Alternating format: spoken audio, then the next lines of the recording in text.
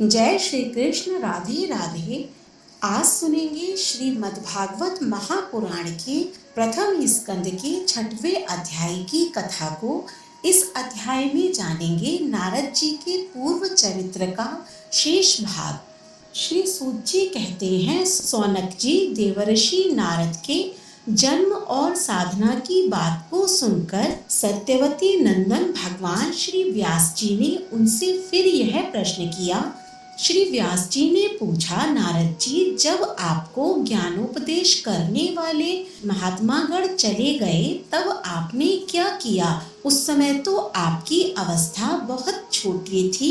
स्वयंभुव आपकी शेष आयु किस प्रकार व्यतीत हुई और मृत्यु के समय आपने किस विधि से अपने शरीर का परित्याग किया? देवर्षि काल तो सभी वस्तुओं को नष्ट कर देता है, उसमें आपकी इस पूर्व स्मृति का कैसे नाश नहीं किया? श्री नारद जी ने कहा, मुझे ज्ञानोपदेश करने वाले महात्मागण जब चले गए तब मैंने इस प्रकार अपना जीवन व्यतीत किया। यद्यपि उस समय मेरी अवस्था बहुत छोटी थी, मैं अपनी माँ का इकलौता लड़का था। एक तो वह स्त्री थी, दूसरी मूढ़ और तीसरी दासी थी। मुझे भी उनके सिवा और कोई सहारा नहीं था। उसने अपने को मेरे स्नेह पाश से जकड़ रखा था। वह मेरे योगक्षेम की चिंता तो बहुत करती थी, परंतु पराधीन होने के कारण कुछ कर नहीं पाती थी। जैसे कठपुतली नचाने वाले की इच्छा के अनुसार ही नाचती है, वैसे ही यह सारा संसार ईश्वर के अधीन है। मैं भी अपनी माँ के स्नेह बंधन में बंधकर उस ब्राह्मण बस्ती में ही रहा। मेरी अवस्था केवल 5 वर्ष की थी। मुझे दिशा, देश और काल के संबंध में कुछ भी ज्ञान नहीं था। एक दिन की बात है, मेरी माँ गौ दूहने के लिए रात के समय घर से बाहर निकली। रास्ते में उसके पैर से सांप छू गया। उसने उस बेचारी को ढस लिया। उस सांप का क्या दोष? काल की ऐसी ही प्रेरणा थी। मैंने समझा, भक्तों का मंगल चाहने वाले भगवान का यह भी एक अनुग्रह ही है। इसके बाद मैं उत्तर दिशा की ओर चल पड़ा। उस ओर मार्ग में मुझे अनेकों धन धान्य से संपन्न देश, नगर, गांव, अहीरों की चलती फिरती बस्तियां, खाने, खेड़े, नदी और पर्वतों के तटवर्ती पड़ाव, वाटिकाएं, वन उपवन और रंग बिरंगी धातुओं से युक्त विचित्र पर्वत दिखाई पड़े। कहीं कहीं जंगली वृक्ष थे जिनकी बड़ी बड़ी शाखाएं हाथियों ने तोड़ डाली थीं। शीतल जल से भरे हुए जलाशय थे जिनमें देवताओं के काम में आने वाले कमल थे। उन पर पक्षी तरह तरह की बोली बोल रहे थे और भंवरे मंडरा रहे थे। यह सब देखता हुआ मैं आगे बढ़ा। मैं अकेला ही था। इतना लंबा मार्ग तो तय करने पर मैंने एक घोर गहन जंगल देखा। उसमें नरकट, बांस, सेठा, कुश, कीचक आदि खड़े थे। उनकी लंबाई चौड़ाई भी बहुत थी और वह सांप, उल्लू, सियार आदि भयंकर जीवों का घर हो रहा था। देखने में बड़ा भयावना लगता था। चलते चलते मेरा शरीर और इंद्रियां शिथिल हो गईं। मुझे बड़े जोर की प्यास लगी। भूखा तो था ही। वहाँ एक नदी मिली। उसके कुंड में मैंने स्नान, जलपान और आचमन किया। इससे मेरी थकावट मिट गई। उस विजन वन में एक पीपल के नीचे आसन लगाकर मैं बैठ गया। उन महात्माओं से जैसा मैंने सुना था, हृदय में रहने वाले परमात्मा के उसी स्वरूप का मैं मन ही मन ध्यान करने लगा। भक्ति भाव से वशीकृत चित्त द्वारा भगवान के चरण कमलों का ध्यान करते ही भगवत प्राप्ति की उत्कंठ लालसा से मेरे नेत्रों में आंसू झलझला आए और हृदय में धीरे धीरे भगवान प्रकट हो गए। व्यास जी, उस समय प्रेम भाव के अत्यंत उद्रेक से मेरा रोम रोम पुलकित हो उठा। हृदय अत्यंत शांत और शीतल हो गया। उस आनंद की बाढ़ में मैं ऐसा डूब गया, मुझे अपना और ध्येय वस्तु का तनिक भी ध्यान ना रहा।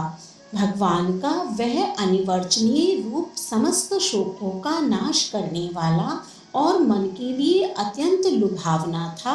सहसा उसे ना देखकर मैं बहुत ही विकल हो गया और अनमना सा होकर आसन से उठ खड़ा हुआ।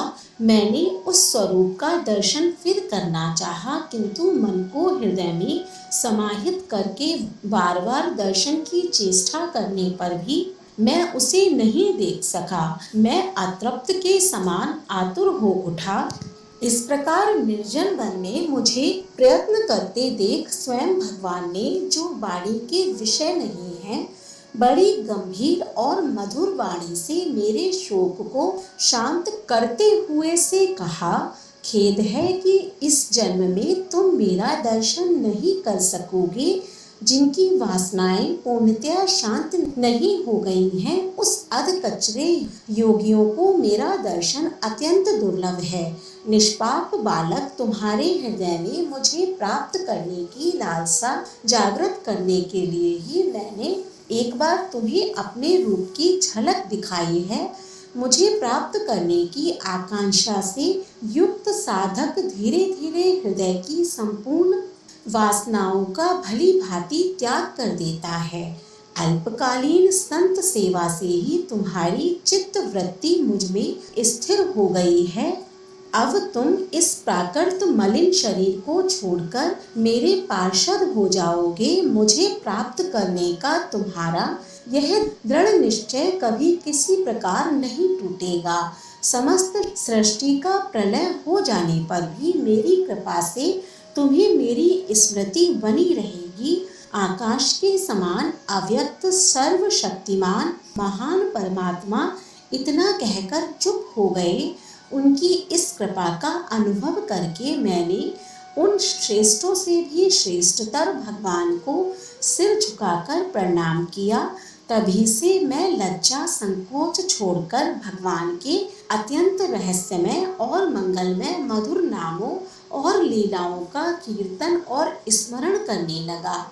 स्पृहा और मद मत्सर मेरे हृदय से पहले ही निर्विक्त हो चुके थे। अब मैं आनंद से काल की प्रतीक्षा करता हुआ पृथ्वी पर विचरने लगा। व्यास जी, इस प्रकार भगवान की कृपा से मेरा हृदय शुद्ध हो गया, आसक्ति मिट गई और मैं श्री कृष्ण परायण हो गया। कुछ समय बाद जैसे एकाएक बिजली कौंध जाती है, वैसे ही अपने समय पर मेरी मृत्यु आ गई। मुझे शुद्ध भगवत पार्षद शरीर प्राप्त होने का अवसर आने पर प्रारब्ध कर्म समाप्त हो जाने के कारण पांच भौतिक शरीर नष्ट हो गया। कल्प के अंत में जिस समय भगवान नारायण एकार्णव प्रलयकालीन समुद्र के जल में शयन करते हैं, उस समय उनके हृदय में शयन करने की इच्छा से इस सारी सृष्टि को समेटकर ब्रह्मा जी जब प्रवेश करने लगे, तब उनके श्वास के साथ मैं भी उनके हृदय में प्रवेश कर गया। एक सहस्त्र चतुर्युगी बीत जाने पर जब ब्रह्मा जी जगे और उन्होंने सृष्टि करने की इच्छा की, तब उनकी इंद्रियों से मरीचि आदि ऋषियों के साथ मैं भी प्रकट हो गया।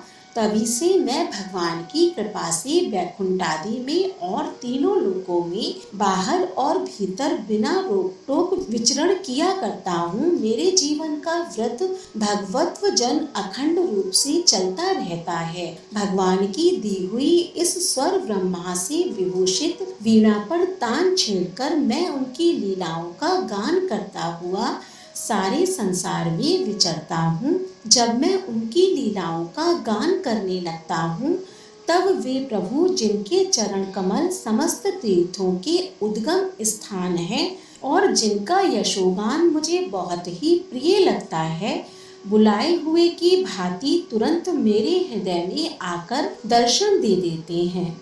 जिन लोगों का चित्त निरंतर विषय भोगों की कामना से आतुर हो रहा है, उनके लिए भगवान की लीलाओं का कीर्तन संसार सागर से पार जाने का जहाज है। यह मेरा अपना अनुभव है। काम और लोभ की चोट से बार बार घायल हुआ हृदय श्री कृष्ण की सेवा से जैसी प्रत्यक्ष शांति का अनुभव करता है, यम नियम आदि योग मार्गों से वैसी शांति नहीं मिल सकती। व्यास जी, आप निष्पाप हैं। आपने मुझसे जो कुछ पूछा था वह सब अपने जन्म और साधना का रहस्य तथा आपकी आत्मतुष्टि का उपाय मैंने बतला दिया। श्री सूत जी कहते हैं, सौनकादि ऋषियों देवर्षि नारद ने व्यास जी से इस प्रकार कहकर जाने की अनुमति ली और वीणा बजाते हुए स्वच्छंद विचरण करने के लिए वे चल पड़े।